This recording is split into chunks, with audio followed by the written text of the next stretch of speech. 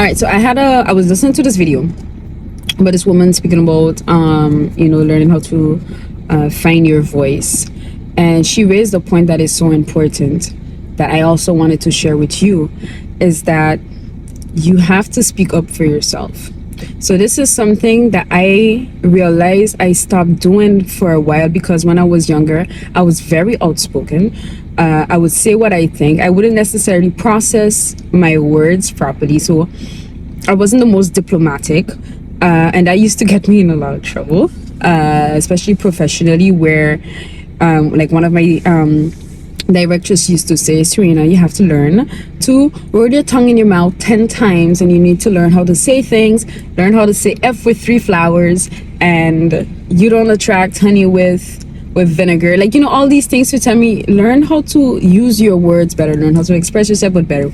So then I would become very diplomatic in the way I would use my words, but in the tone of voice and the facial expressions just weren't at the rendezvous as yet. So it's something that I really had to learn to work on along the way. And I was having a conversation with someone yesterday, and it really made me realize, like, yeah, I was young, I have a strong character, and it didn't always play out right, because there's also, it's like you're growing up, you're becoming an adult, you're learning about yourself, but then you also have to learn emotional intelligence. You have to learn social interaction, like how to interact with people, not just in a social scale but also on a professional scale. And if you don't necessarily grow up with people that are able to really guide you on the right way to go about it, these are things that you have to learn on your own, either through experience, and shit, you're gonna have to fall and bust your face before you could get that lesson, unless you have somebody there who's gonna play the role of a godmother or godfather, and that's gonna teach you these things, or unless you have you already have the knowledge that you got to read certain books for you to acquire that knowledge. But I mean, at the end of the day, you're gonna have to learn it some way, somehow. So you don't know that you have a problem until you have a problem, is what I'm saying. You probably don't know that your flaw is a flaw until somebody points out that it's a flaw, until you realize, hey, that one characteristic trait about yourself is bringing you more bad than good. So maybe it's a flaw. Maybe this is something that we need to work on. Maybe this is something we need to improve.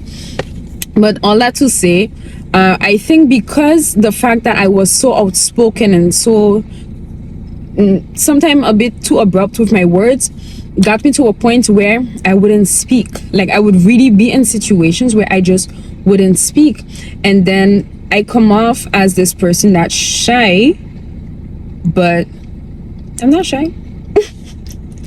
At least I don't think I'm shy. I think I'm reserved. I've grown to be very reserved as opposed to when I was younger, but I don't think I'm shy. I could easily speak to anyone. You could send me anywhere, I could speak to anyone and hold a conversation. Now, am I gonna just go, like, if there's a crowd, go and make myself the center of that attention, the center of attention of that crowd? No, because I don't necessarily want that much attention being drawn to me. Who says too much attention says bagay jalousie, and bagay jalousie always bringing okay, so bagay jalousie is jealousy, yeah? And it always brings a bunch of negativity with it. And fine, I know I can't live life being afraid of jealousy, because you're gonna get it regardless. I mean, you just step out, you breathe air, people are jealous. Why did you have to breathe the air like that? Like, couldn't you leave some for us? Like, there wasn't an abundance of freaking air. Chill, sis, chill. Woo! Oh my god. Anyways, I digress. I don't know where I was going with that, but woo! Yeah, but it was moving on.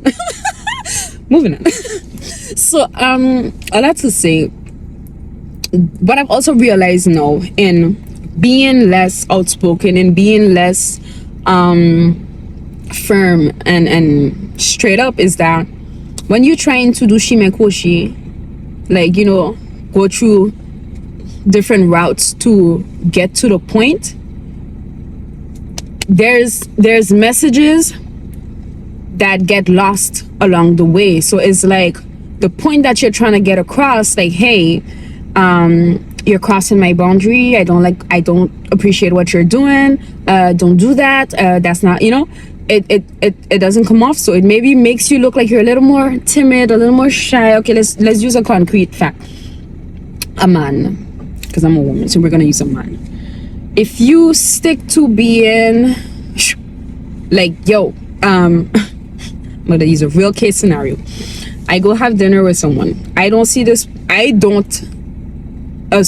not see at what point this person thought that it was a date or anything like that. We've never had any conversation that alluded to that. I've never gave off any signal that would allude to the fact that I would even be interested. He never said anything that would even make me understand that he's interested or he's trying to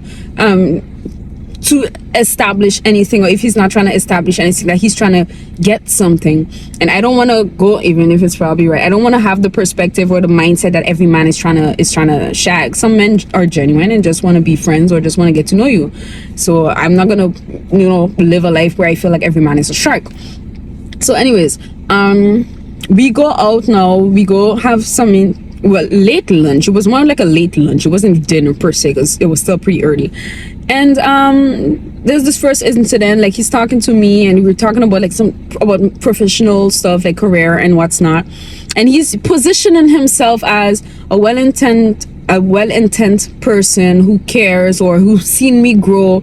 So, they're trying to give me advice and help, steer you towards another direction. And then he says something where I think it was something where I probably didn't feel very confident on a topic or whatever it was. I can't remember. I have my leg on my lap and I'm driving and he puts his hand on my hand while it's on my lap. And I'm like, so I move my hand, I check in what the fuck going on. Excuse my French. So now, fast forward, we're at the restaurant, we're talking. Something again that he did was a bit awkward for me. So I'm like, yeah. So I'm like, listen, I'm here watching this painting and what's not. If you want, you could come sit next to me. You could see what I'm looking at and what's not. So the person comes next to me. I'm sitting, yes, I'm in this people a restaurant sitting with my legs folded. Oh, so what? The white people could do it. I'm going to do it too. I wanted to be comfortable. And I just felt like I needed to be in a lotus position and at that time. So that's what I did. And my boy going to come. And while he's already doing the gesture, like he coming to caress my leg, going to ask me, you don't mind if I, yes, sir, I do mind. I do mind. What? I had to ask, I'm sorry, am I giving off a signal that made you believe that this would be okay? Like, what was that? What? I don't understand. What would make you think it's okay for you to come feel up on my leg? I don't understand. Like, talk to me. Is it something I'm doing? Because, like,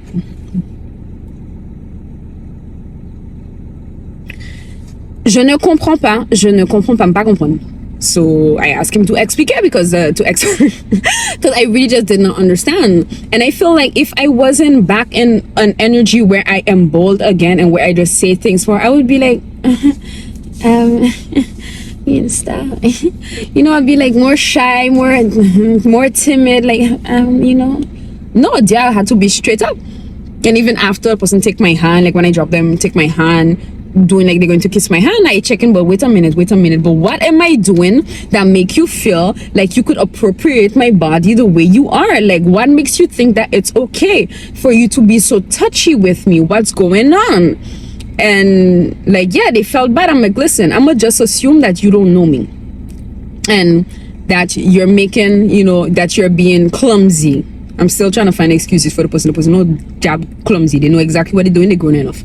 But I'm gonna tell you what my boundaries are, and I will just assume that the next time we meet, if you do it again, you've disrespected my boundaries. You show me that I've told you where are my limits. You pass my limits. That means you don't respect me. That means that's the end of that I don't even know what to call it. That interaction between us.